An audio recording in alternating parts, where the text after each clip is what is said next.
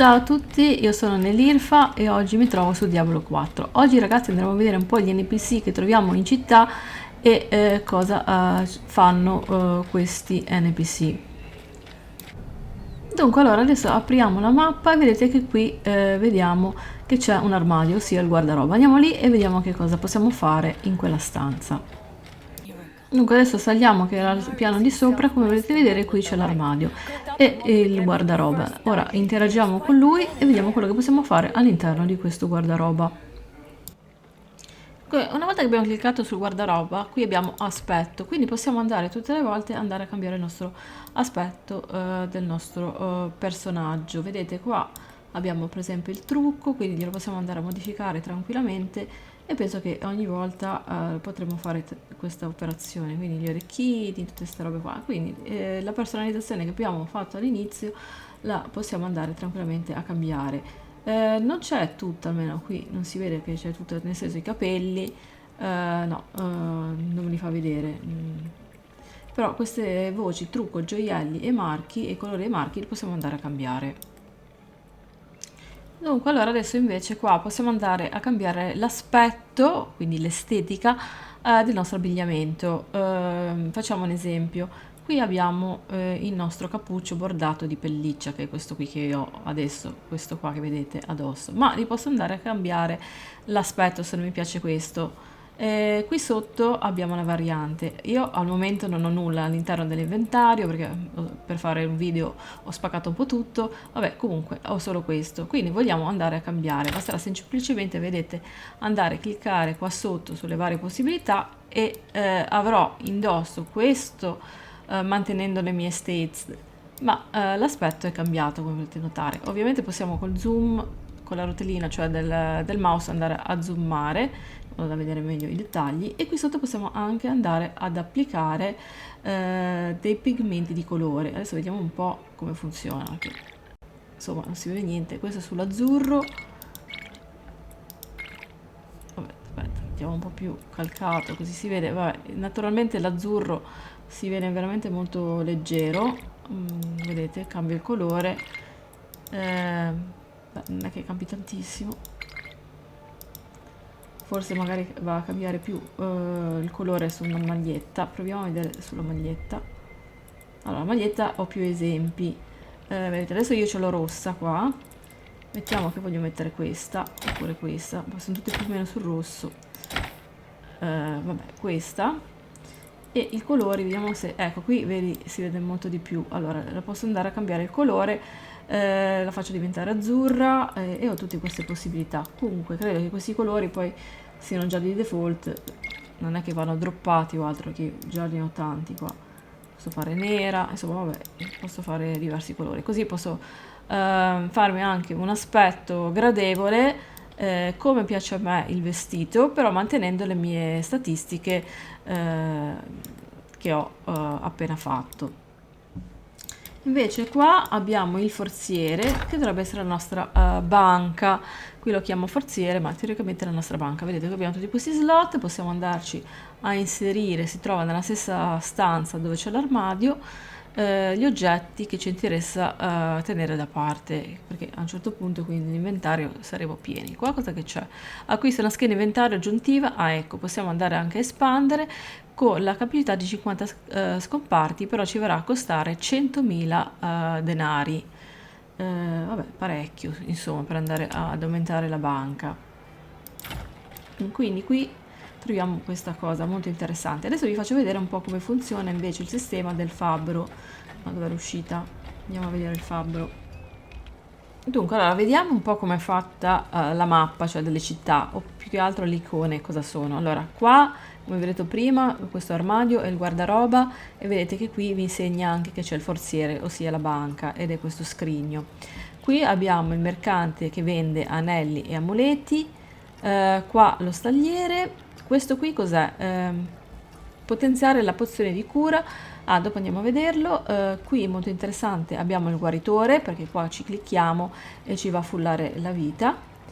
E qua abbiamo il mercante di armature. Questo chi è? Potenziamento degli oggetti, potenzia un oggetto da un fabbro. Quindi dobbiamo andare qua dal fabbro. Allora, eccoci qui dal fabbro, vedete che cliccandoci sopra, passando più che altro sopra il mouse, ci dice fabbro e quindi interagiamo. Allora, il fabbro ci dà alcune importanti opzioni. Allora, possiamo andare a riciclare i nostri oggetti. Adesso io l'ho già fatto. Alcuni oggetti avranno questo disegno del martello sopra. Vedete, questo qui per esempio c'è il martello, vuol dire che si potrà andare a riciclare. Sblocco un nuovo aspetto dopo il riciclo. Allora andiamo a vedere, quindi è consigliato andarlo a fare, oppure possiamo fare tutti insieme gli oggetti se ne abbiamo tanti, quindi andare a distruggere o riciclare tutto il ciarpame, cioè tutta la roba scadente, o gli oggetti comuni, o quelli magici, o i rari, o addirittura tutti quanti. Dunque allora adesso andiamo a provare a fare questo martello qua su questo. E ci ha dato due, vedete, la trovate qua sotto, di pelle grezza. Cuoio comune utilizzato per migliorare le armature, si ottiene dalla fauna e dalle bestie. Ok, questo ci servirà per andare a migliorare le armature in cuoio praticamente. Dunque, allora poi andiamo a vedere il secondo, è la riparazione. Ah, ecco, questo è molto importante perché ogni volta che andremo a morire andremo a distruggere in parte qualcosa del nostro equip. Quindi adesso possiamo andare a riparare. Ah, vedete che credo che voglia dire che va a distruggere anche la roba che abbiamo qui nell'inventario, perché dice tutto, però tutto spendo sempre uguale, non sono sicura di questa cosa. Quindi quelli in uso spendo 478. Ok, Not bad. quindi abbiamo riparato, qui possiamo andare a riparare e qui c'è il discorso per quanto riguarda il potenziamento dei vari oggetti. Qui andiamo a mettere un oggetto da potenziare, però adesso io non so cosa va inserito per poterli potenziare, però vediamo cosa ci dice. Ah, dobbiamo semplicemente avere, ecco, qua sotto, per esempio, per andare a potenziare questo qua, che è un oggetto 173 e fa 85 di DPS, dobbiamo avere i blocchi di ferro. Questi qui li ho raccolti in giro e ci trasforma il tutto, vedete quanto cambia, cioè allora di DPS da 85 passo a 90 più un 5% di bonus, quindi è molto utile andare a fare questa cosa qua. E come vedete vanno anche a aumentare un po' tutte le statistiche, adesso non sto a scrivere, a elencarle tutte. E comunque però cosa mi viene a costare? Cioè, oltre ai materiali devo anche pagare una cifra, quindi i soldi sono molto importanti in questo gioco alla fine. Facciamo una prova Unexpected. per vedere cosa mi ha fatto. Aspetta, forse. Allora, adesso ho potenziato questa arma qui, giusto per farvi vedere. Vedete che qua ha 3 slot, quindi probabilmente si potrà fare fino a 3 volte. Infatti c'è scritto potenziamenti 1 su 3, quindi al massimo 3 volte potrò fare questa operazione, ma non è male.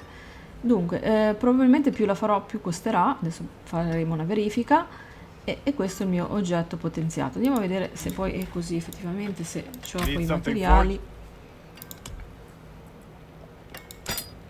Allora, vedete che qua va a acquisire 2 punti, 2 di questi segnetti, disegnini, però la seconda volta mi chiede un materiale in più, quindi mi va a chiedere i blocchi di ferro e il minerale d'argento. Per fortuna io ho tutto, però questa volta, come vi dicevo, dobbiamo andare a spendere 9000, perché non me lo fa fare? Ah sì, ok. Ok, abbiamo potenziato e così via, fino al massimo di 3 volte, ok, adesso non lo sto a fare perché non ho nemmeno tanti soldi da poter fare, però il concetto è questo ed è molto interessante. Dunque allora adesso andiamo a vedere il negozio di pozioni.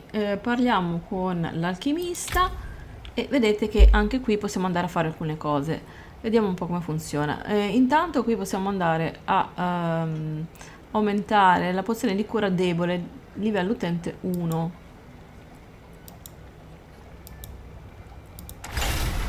Ecco, siamo andati, era già stata fatta. La pozione di cura piccola, livello utente 10. Cioè andremo sempre maggiormente a curare.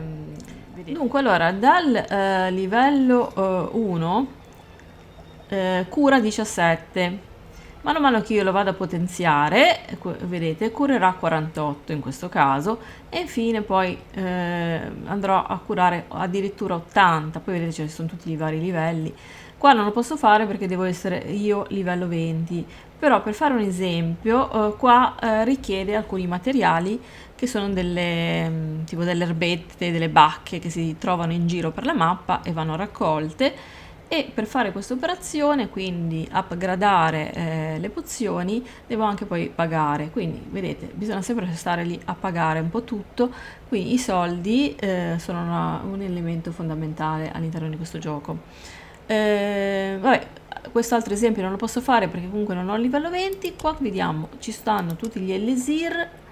Ovviamente in questo momento ne ho soltanto 2. E qua le risorse, raffina le risorse. Vediamo cosa vuol dire raffinare. Praticamente andando a utilizzare la trivite mi sa che mi dà l'erba raffinata bacca pizzicante, però comunque anche qui viene a costare 200. Adesso io non ho tantissimi soldi, comunque stiamo vedendo un attimo molto velocemente per capire un po' che NPC abbiamo e che possibilità abbiamo all'interno del gioco. Ovviamente ragazzi, queste sono guide per chi non ha mai giocato a questo gioco, quindi a Diablo. Vediamo questo che cosa fa. Questo praticamente, non ho capito bene cos'è. Da questo losco venditore hai una piccola probabilità di ottenere un oggetto prezioso in cambio di oboli mormoranti. Gli oboli si possono trovare completando gli eventi di Sanctarium. Allora, ecco perché avevo qua questa moneta qua, vedete, viola, che si chiama oboli. Questo è l'oro, la moneta si chiama oro semplicemente. Poi abbiamo la polvere rossa che si va a ottenere in PvP, e qui in fondo abbiamo gli oboli. Gli oboli li otteniamo quando andiamo a fare quegli eventi che escono random in giro per la mappa. Infatti qualcosina ho fatto nel 95. Questi ci danno il focus, la spada, vedete, tutta questa roba qui. Questa chiave invece apre i forzieri silenti, si ottengono dai latori di curiosità. Ok, perfetto. Until next time. Salve. Dunque, allora adesso sono curiosa di andare a vedere qua lo stagliere. Chi è questo? Sì. Scusi, mi sono sbagliata. Allora, vedete, qui ci sono i vari cavalli. Però da quello che leggo vedete che c'è accesso limitato, dobbiamo andare avanti, probabilmente ne andremo ad acquisire dopo il 25, oppure io ancora non ho fatto il livello, quindi non so che livello si prende il cavallo, ma giusto per darci un'occhiata. E qua abbiamo le bardature e i trofei, ma non abbiamo nulla. Vabbè, dobbiamo avanzare nella campagna per riuscire a vedere i cavalli. Ok, allora direi che per il momento queste sono le cose principali per quanto riguarda gli NPC di questo gioco, cosa fanno eccetera. Quindi vi ringrazio della visione e vi do appuntamento per un altro video. Naturalmente, come sempre, vi chiedo un bel mi piace, condividetelo eccetera eccetera. Ciao a tutti e alla prossima.